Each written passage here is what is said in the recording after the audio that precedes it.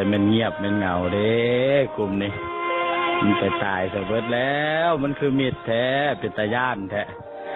ฮะก็ตอบเด้อถ้าว่าผู้ใดที่ยังมีชีวิตอยู่ในกลุ่มเนี่ยเนาะตอบเด้อขอเสียงแหน่จักเล็กๆหน่อยๆเนาะถ้าบ่ตอบก็ถือว่าตายเนาะแสดงความเสียใจ